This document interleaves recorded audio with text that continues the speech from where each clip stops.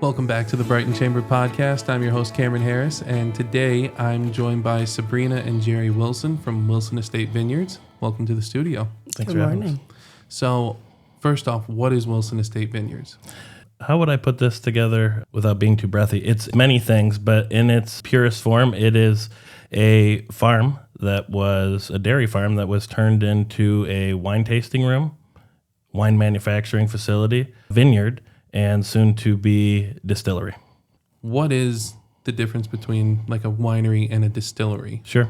Main difference is a winery makes wine and a distillery makes liquors, vodka, gin, and then your dark whiskeys, bourbons, etc. So you guys do more than just wine? We do. Right now, in the winery portion, we would be making wine and hard cider. We have 7 different wines right now and 2 different hard ciders. The distilling will be, and this is news here to me, exciting news within the last week, the distilling will be in the next 3 to 4 months, will be licensed. We will start with some clear liquors naturally and then start aging our bourbons and whiskeys and have those multiple years down the road. Sweet. So is the process really different from making wine versus like making ciders? It is. In the beginning stages, making the wine or the cider and making the vodkas or bourbons is exactly the same. It's fermenting and getting the yeast to eat the sugar and make alcohol. But when you're doing a liquor, like a vodka or a bourbon, you're going one stage further and you're now distilling. You're actually boiling off the alcohol, making it into a gas. It's somewhere right around 170 degrees that alcohol boils, which is far less than water. So that gets all the alcohol out of the fermented. Really, it's just a beer or wine that you're distilling. It gets all the alcohol out of it, leaves the water behind. And then from there, you go ahead and clarify it, filter it, and then start aging it if you're doing a whiskey or a bourbon. That's really cool. I didn't know that. Yeah. So what really made you want to start a vineyard? Did you just wake up one morning and, I love wines, I want to go into business doing it? No, not at all. So I'm an entrepreneur at heart. I quit school when I was very young, just a couple months into 9th grade, and started working on the family farm and immediately started a landscaping business and then got into marine construction, and then I own another company that manufactures sauna stoves. So I had a lot of irons in the fire. The last thing I wanted to do was start another business, but I had seen this property for sale that now is the Wilson Estate many years ago, 10 years ago. And I saw this dairy barn that's, a couple 100-year-old dairy barn that somebody had started redoing. The big silo in front had a giant W on it, which was for the previous owner. And it was just a pipe dream. I thought someday, I would love to move in there. And it's a very long story, so I'll spare all the details. But one day, very serendipitously, I ended up there. And still no plans to do a winery.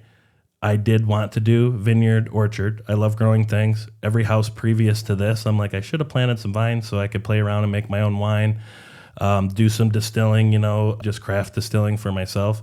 So when I moved to this place, being like my 3rd or 4th home at this point, I said, I'm going to plant the vines. The time is going to pass anyways. Well, the adjoining property to my 70 acres, there was a vacant 40, and right when COVID started, I had noticed the individual that bought it started planting lavender, and I'm like, oh, that'll be cool. They have a little lavender patch. Well, it ended up being 10,000 lavender plants that they planted, and I started watching all this agritourism that she was getting, just droves of people coming in to do U-cut lavender, take pictures and post it on the internet. She did soap making classes, wreath making classes, and people started naturally crossing the property line and coming over, seeing that I had vines there. At this point now, they're a couple years old, going, when's the winery opening? And I'm like, this is my home. This is not a winery. Now, in their defense, if you look at the property, it's an estate. It's a very, very beautiful park-like setting. Even when it was a farm, and I guess technically it still is, it's like a gentleman's farm, all gated, white rolling fences, just very grandioso. So I can see how people would think that. And after enough people came over, to the tune of 100 people over a couple of years had stopped me at some point and asked when we're making wine, my business side kicked in again. I didn't need another business, but I am glad that I leaned into it because it has been a labor of love so far. Awesome. That's awesome. As far as like the winemaking goes, What kind of grapes do you use? What did you find that worked the best for your wines that you make, and what kind of wines do you like to produce there? Sure. So I have found out when we started, the first step in planting anything, and again, when I started this, I wasn't planning on going commercial, but I still did test my soil. And I found out usually any farming that I've done, there's some type of mitigation to the soil that needs to be done. So I brought my soil samples into MSU. They have a great agricultural department, and they came back with my readouts, and I needed to do nothing to change the soil, which was just awesome. I'm like, this should grow good grapes, and it has. So at the very start, I started with 3 cold weather varieties. These are all hybrids, I think would be the technical term. In Michigan, we are very close to this 45th parallel, which grows the best grapes all across the world. The 45th parallel is a couple hours north of us, but with global warming or just cyclical changes, whatever you want to coin it to, it's definitely been staying warmer longer. Winters have been lighter. So this 45th parallel that Traverse City's on, France, Italy, where all the wonderful grapes are grown for award-making wines, it's starting to kind of branch out a little further than just that dead parallel. But we still do, being in Michigan, have to be cognizant of having cold weather varieties. If I just grew like a solid Cab or Riesling that wasn't crossed with something that's a little more hardy, we might have some issues when or if we do get really cold snaps. But anyways, with that in mind, I started out with the very first group of vines that I planted were Itascas, which at that time too were not very well known. And I actually ended up with them because when I bought the place and wanted to buy vines, the nurseries didn't have anything. All the vineyards bought all of their grapes and that's what was left because nobody knew what it was. It worked out because the Itasca, now 4 or 5 years later, the people have started making wine from it. It's turned out to be a very highly prized grape for its high acidity and ability to make sparkling wines, which we do there. We planted Marquettes, Petite Pearls, Cayugas. What else did we plant this year? Frontenac Gris. There will be 25 more acres. There's 25 acres of tillable land that I lease out to local farmers right now. But through the years, we will continue now with some Gewürztraminers, Riesling, Pinot Noir, which the Petite Pearls are very close to a Pinot Noir. I just can't call them Pinot Noirs because they are hybrid. And I'll do some pure vines that now that I'm spreading out, I can afford to lose if we did get a cold snap. We also bring in grapes, and I still am staying very regional. One day I would like to get more growers directly in that Stockbridge, Gregory, Fowlerville area because I'm paying, sometimes close to $1,000 a ton for wine grapes, and I would like to keep it more in the community. But the closest that we could source our grapes from and still kind of sort of be in our region is a little further southwest of us. And we are bringing in, or we've already brought in this year, 7 more different varietals, and I couldn't name them all off now. If I had Brent, my actual winemaker that works with me, he could name them all off. So 7 more irons in the fire. We're going to figure out with these grapes what we like and what's making good wines, and that'll dictate how we continue to plant our patches on our property for our estate wines as time goes on. You do make wines from grapes that aren't just grown at your vineyard. Correct. Yep. So and I wasn't planning on it. We had such a response to the community. It's been so heartwarming. Like seriously, it brought tears to my eyes a couple days when I see the amount of people that are coming all the way out from Brighton, Ann Arbor, Detroit to taste our wines. And I knew very quickly with the amount of people we had coming out, we've got to up the volume. So the plan is, as we build income and are able to put it into our master plan and get everything planted with vines, is to have all of our wines be estate wines, which that term, it's new to me too because I'm learning this industry, but that term means wine from grapes that is grown on your estate or property and manufactured there. But in this interim period, we're buying a lot of the same varietals that we have there to be able to amp up production. And then, like I said, also sourcing some grapes that we're not growing to figure out how we want to lay out the vineyard to produce our estate wines moving forward. Awesome. So I saw on your website that you guys had a grand opening on September 6th. Can you explain more about that? Yeah, that was an awesome day. We had so many people come out. I mean, at least 1,500 people come out and support us. And it was very overwhelming at the amount that the community showed up. And was excited for something new like this in our area because we don't have much like this. A lot of the stuff you have to go north for, and you're going north for 3.5 hours.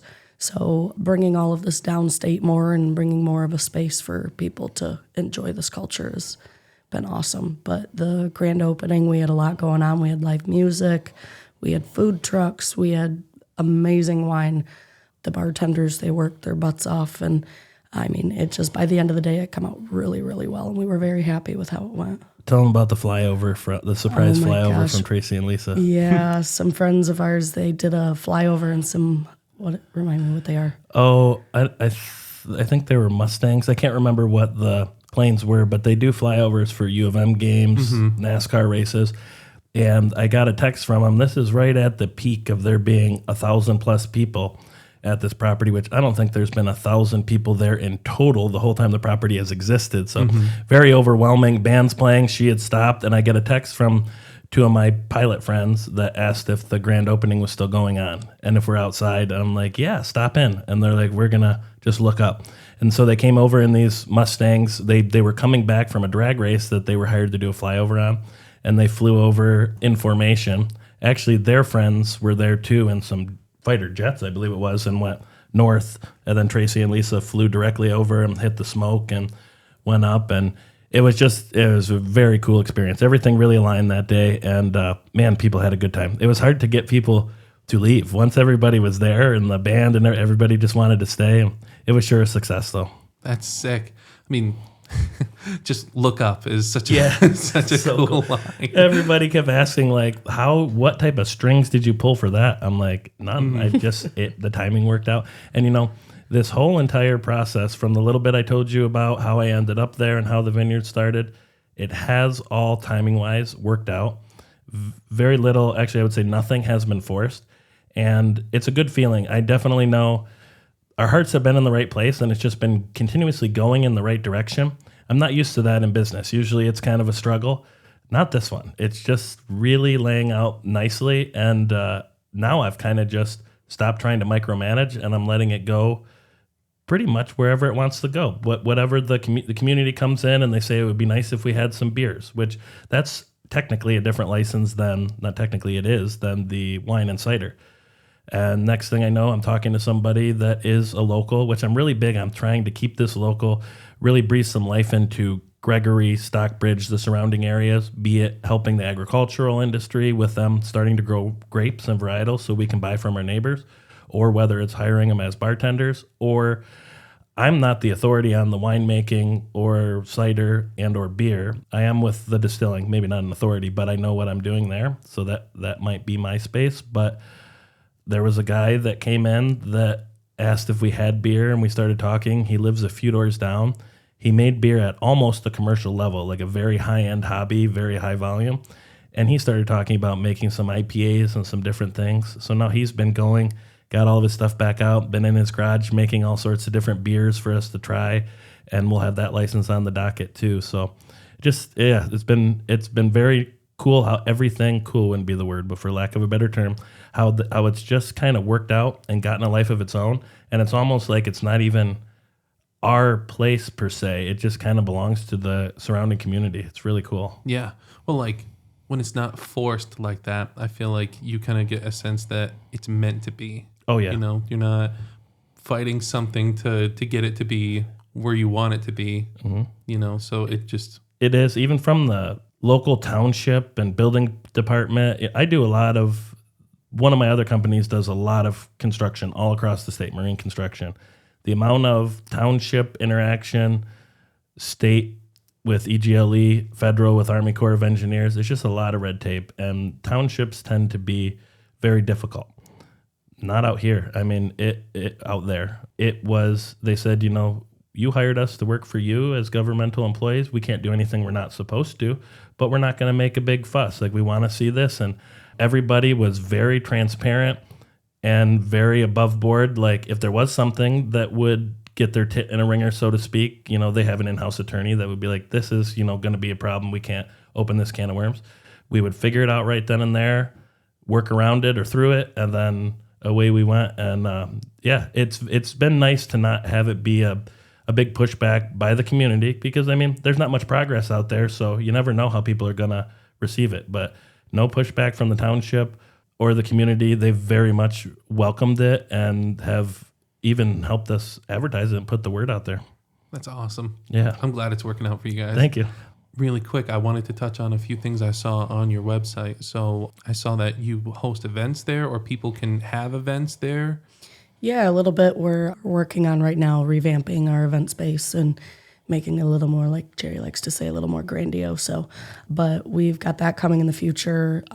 Probably within the next spring, we'll have a lot of room for events, bridal showers, birthday parties, retirement parties, anything, corporate events, anything that you could look for an event space for. We're working on having that for the community.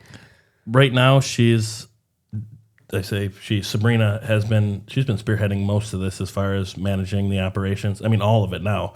We kind of tag teamed it for a while until I needed to get back to my other two businesses and steer those ships. But she's done an awesome job, but it has been very overwhelming. You know, Sabrina's 28 years old. And I mean, you're talking about, she's dealing with, there's dozens of people every day that go through there, hundreds on the weekends. And then the response we have gotten for people that need event space and unique event space, especially young women getting married and not wanting to be somewhere like a lot of the handful of places that they've all been married and had receptions at around here.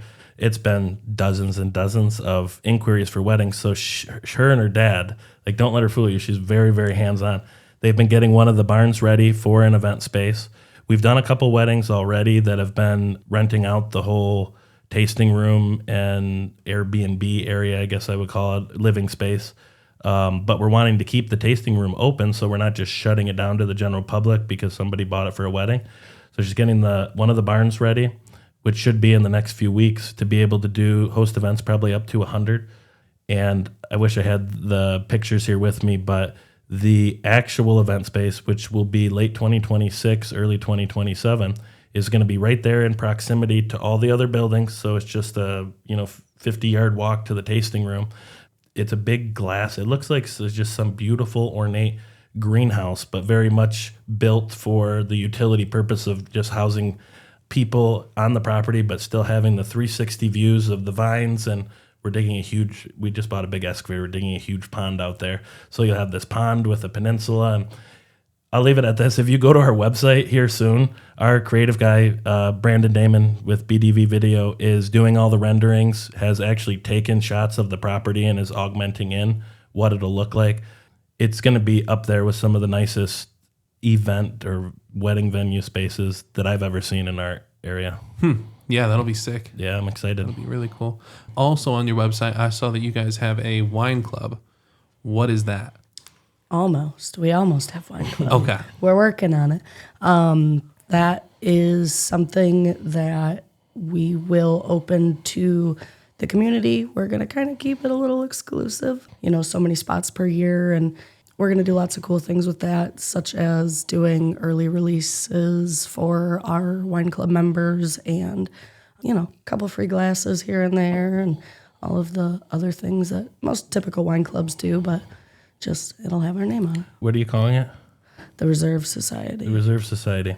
I think it has another added benefit. Talking to Brent Liebrink is our winemaker. He needs feedback. He's a red wine drinker. He knows what tastes good and what tastes bad, period. I mean, obviously he's making the wine, but he's a red wine drinker, so he's having trouble with the whites as far as he's having other people taste them and say, like, is this what you like? Is that what you like? Brent and I were talking, and it's going to have an added benefit. I mean, yes, it would be very cool to be part of a club and be able to get discounts, free tastings once a month, whatever we pack in this deal for value. But he's like, Jerry, this is going to give me a ton of value because we have these 7, I think I said 7 earlier. I was counting in my head. It's actually 9 different small batches. When I say small batches, there's still a couple 100 gallons of wine fermenting that are almost all whites. There's a few reds. And he's like, we can let them pick from one of these bottles, do a tasting, and see what people actually like, what works on their palates, especially for the whites, like I said, that he's kind of unsure of as far as what people want for flavor out of it. And then there it goes back to that kind of mission statement where it's the community that's contributing to what we're making, what we're doing. I think that aspect's pretty cool. Absolutely. Yeah.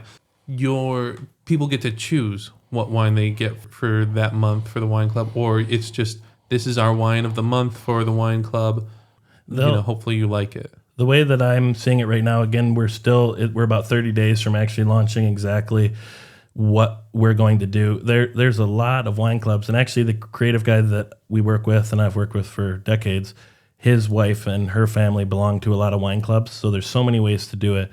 But yes, they will be able to pick whether it's a bottle or two from our whole lineup. There's 7 or 8 wines that we will have that will be staples of the vineyard, period.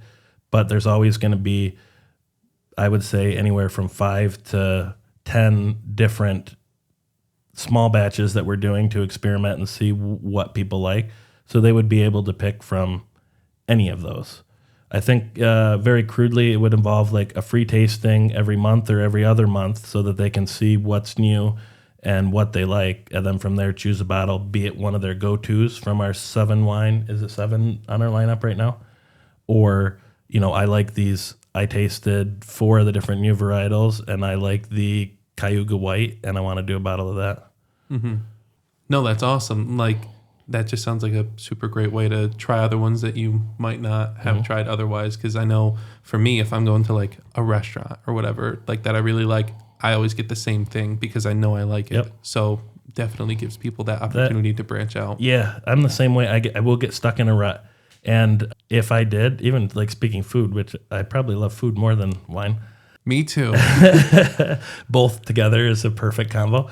But yeah, having the ability to have little taste and see if there's anything else out there that you like would be nice, rather than having to order the full meal, or in this case, full bottle that you go, more times than not, you're probably like, my go-to was better. I wish I would have got that. But what are our pours for tasting? 2 ounces? 2 ounce pours, yeah. 2 ounce pour. So it's a pretty heavy pour for a tasting. So you get time to actually sip it, savor it, get the mouth feels, all this stuff that I've learned. I am no sommelier, but I'm getting better, especially after working with our winemaker. Getting there. Getting there. And I love doing the research on it because it's tasting wine. Like, I wanted to touch on our winemaker if we have time. Yeah, sure. Yeah. So when we started actually making wine from our grapes, before we were licensed, you can still legally make wine as a hobbyist, under a certain amount of gallons. I had talked to a childhood friend. He's a few years older than me. His name's Brent Liebrink. He had always been so into making wine, mostly fruit wines, but he just loved it. At one point, he was actually going to start a winery. It didn't work out in his location where he was at just because some red tape. But so 15 years down the road, I buy this place and have some grapes, and I'm ready to start experimenting. And he was just happy to help. He was having fun. We're making wine. And at a certain point, he was like, if you open, if you're gonna have somebody make wine, would there be any capacity for me to help? And I said, that's kind of where I've been going with this. And he said, I would do it for you under one condition. I get formally trained. And he made very good wine. Like I said, mostly fruit wines, but a lot of reds and whites for our whole childhood. That was awesome. Or not childhood. But, yeah, right. Maybe some of the childhood.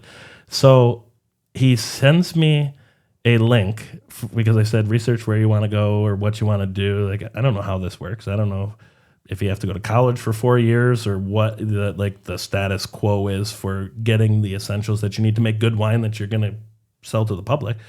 And he sends me a link to Purdue University. And this, you gotta think this is coming to me, who I have an 8th grade education.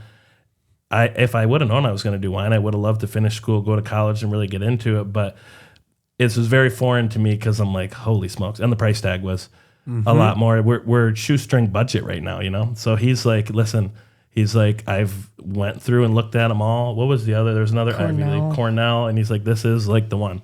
I say, okay, let's do it. Sabrina and I swipe the credit card and we're like, God, I hope all this comes to fruition now because I don't want to be throwing money away. And he finishes like a 12-month course in 8 or 9 months, was it, or less than that? No, it was a 6-month course in 2.5 months. 6-month course in 2.5 months. And the professor literally reached out to me via email and said, like, this guy is very brilliant. And I know in school he was AP chemistry and all that stuff, but he was like the fundamental, like, you got a ringer here. And he's been making some amazing wine. Now that we have all the big fermentation tanks, filters, he has access to all sorts of different yeasts. He's really coming into his element as far as making very good wine that people are raving about. And it's very exciting because in the future, I'm not trying to be boastful, but in the future, I do see him getting some awards for some wines that are going to put Michigan on the map. You know, Traverse City has gotten quite good at what they do, but more specifically, our Southeast Michigan, Stockbridge, Gregory, Fowlerville, whatever. Would we be Southeast Michigan and Stockbridge still? I think so. Yeah, putting it on the map. I'm excited, and I'm more excited for everybody that has supported us in the surrounding community, because I feel like it's going to be a win for them too. Like, look what our little town's doing. We're getting on the map. We've got some blue ribbon whites or reds or whatever ends up really making it to that level. Yeah. No, just speak the awards into existence. Yeah. That's awesome. As we're wrapping up, is there anything else that we didn't touch on that you guys would like to mention? I think this is important to note. So my neighbor that owns the lavender farm that I referenced earlier, her name's Windsor. We call her Wendy. She's a very special woman, and she has really been a big part of our story, and more specifically mine, before Sabrina's storyline came to play about, you know, if you build it, they'll come. Like, this needs to come to fruition. At least give it a try. You know, kind of rather have a life of oh wells than what if. She gave me all these analogies, and she ended up giving me the push that I needed to actually start doing this. And her property literally adjoins mine. So it goes rolling hills of vines right into rolling hills of lavender. If you are ever going to stop out and see us and visit and have the wines, you have the ability to go to the lavender farm. She makes the you cut, and just bringing home your own lavender and getting the pictures is cool enough. But before you're even out of the vineyard, when you're walking over to her property, because you can access it from mine, you smell lavender. I mean, there's 10,000 plants, and she's got all sorts of lotions, soaps. She makes a lavender lemonade that we actually serve at the tasting room. I would just invite people to not just come see us, but also just walk through the vineyard and enter the lavender farm and spend some of your day there. It's pretty darn cool. Yeah, definitely.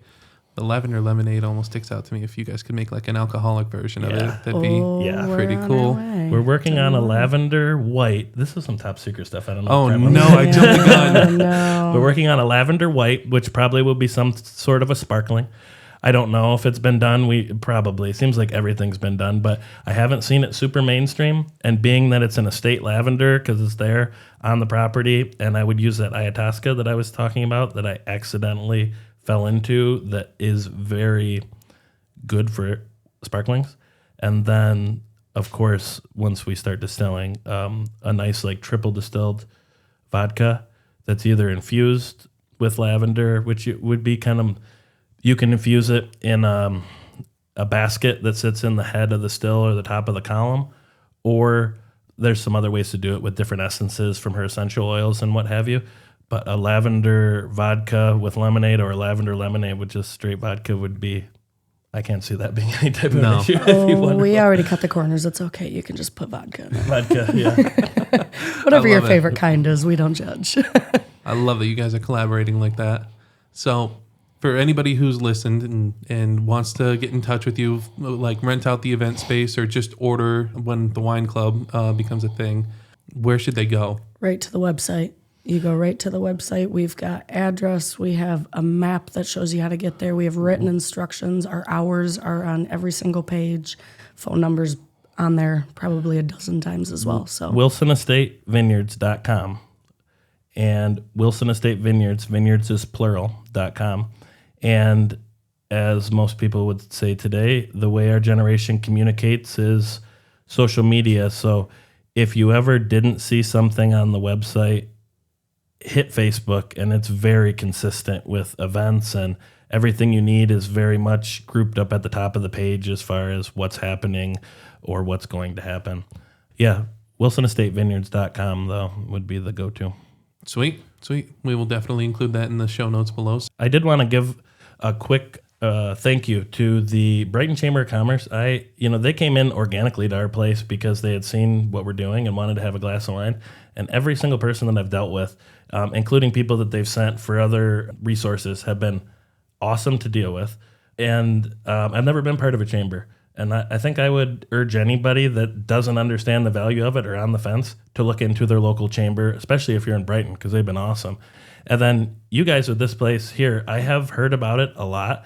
It was so cool when I came in. Like, it is decorated like a speakeasy. And as a distiller myself and quasi winemaker, more managing the whole winemaking process, I felt very comfortable in here. But if anybody ever gets a chance to come check this place out, I don't know if you want a bunch of the general public here, but it's cool. It is like a speakeasy. There's whiskey barrels. We're sitting at a wood table.